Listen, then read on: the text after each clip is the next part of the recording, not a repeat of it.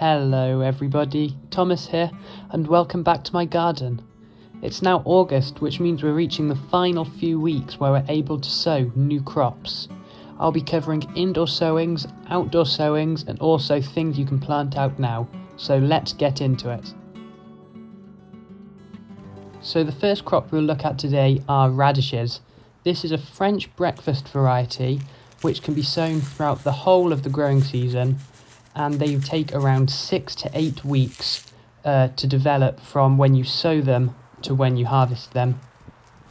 Begin by lightly raking the soil in between any other plants which you may have, which is a good idea for radishes as they grow much quicker than other crops such as root vegetables. So I'm planting these in between some Swedes as they'll grow quickly and they can be harvested before the Swedes.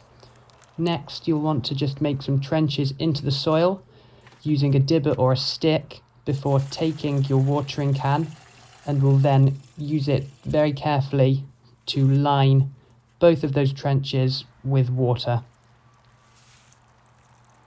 This prevents the seeds from being moved around if they were to be watered after being planted.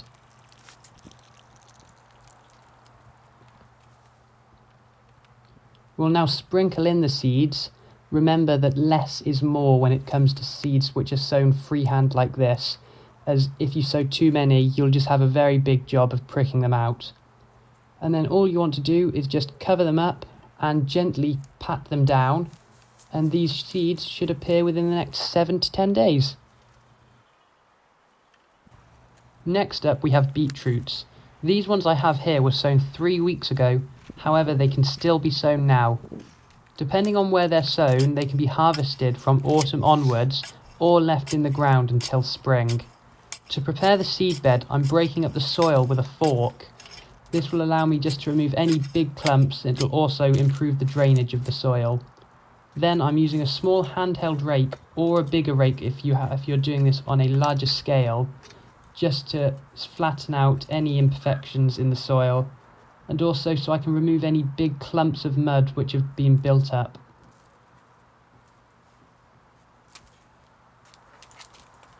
As these Swedes were started in trays, I want to continue a grid which I began from ones I planted earlier on. To do this, I'm just using the end of a dibber to make a grid, as this will also allow me to plant any faster growing crops such as radishes later on. Here you can see me removing them from the trays. You just want to gently press them into the holes, firming each individual Swede in gently. Make sure to give them a good soaking once they're in the ground, and they'll be producing you Swedes in no time. Now onto one of my favourite crops, beetroots. If sown now, they can be harvested around September-October time, and they usually take around 2 to 2.5 weeks to germinate, depending on the provided conditions. I'm keeping mine in a cold frame to germinate, but a warm windowsill will be just as good. Begin by taking a seed tray and filling it with compost. Next, you want to make holes in each cell, preferably around 2.5 centimeters deep, but don't worry about being too accurate with it. Allow for 2 to 3 seeds in each cell, because afterwards you can prick out the best ones, and if you want to, you can simply transplant them into another seed tray, and you'll be getting more from one tray. Take some more peat-free compost and lightly sprinkle over the top, making sure to firm down each cell. If you're like me and normally forget which seed tray has which crops in, make sure to write yourself a label, preventing you getting mixed up with others. And place it into the tray. Then fill up that watering can again, and make sure to give the seeds a good soak. This will give them the best start that they could possibly want before placing them into a cold frame or onto your windowsill.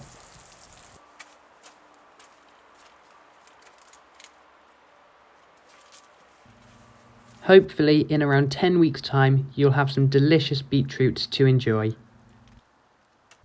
The next crop we have are spring onions, perfect filler crops in between longer growing things such as beetroots and turnips.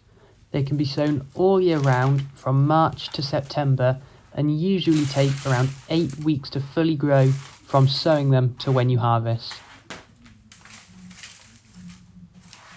Once sown in a plug tray, they'll usually take 1 to 2 weeks to germinate. You want to fill up the plug tray with soil and press a hole into each individual cell.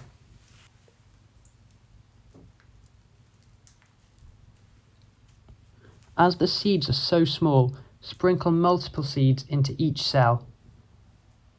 Make sure to keep the seed tray moist at all times and in a warm environment, as this will stimulate quick germination. Cover the tray with a bit more soil and gently press down.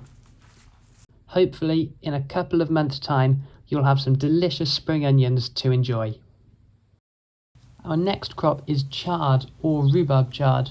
This is a highly versatile and easy to grow vegetable, ideal for adding into salads or stir fries. I like to sow mine into an open tray and prick out once germinated, although you don't have to do this, and you can also sow them directly into the ground or singular celled plug trays.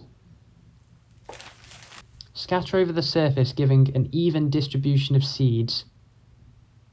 When in trays, water regularly, keeping the soil damp.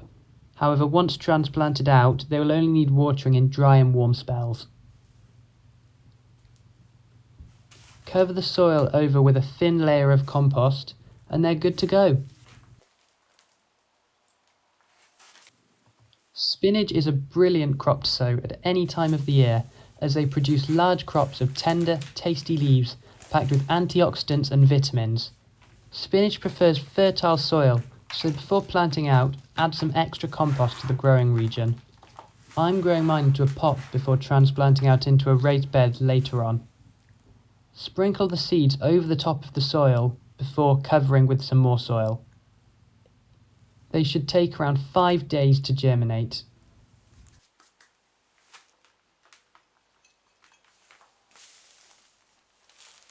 Our final crop for today is kale. Kale enjoys rich, free-draining soil and can withstand harsh weather such as snow and frosts, but if this occurs, it's best to keep them under a cloche if they're outside. Make small holes into the plug trays and sow 1 to 2 seeds per cell and cover over with a small amount of compost. If you have any, mix some perlite or vermiculite to the potting mix. Most varieties tend to germinate within 4 to 7 days, but make sure to provide them with warmer conditions if sowing later on in the season, such as August. Make sure to keep on top of watering with your seeds, and it should provide you with lots of tasty vegetables. If you've enjoyed this video, please consider leaving a like on it and subscribing to my channel, and I hope to see you very soon.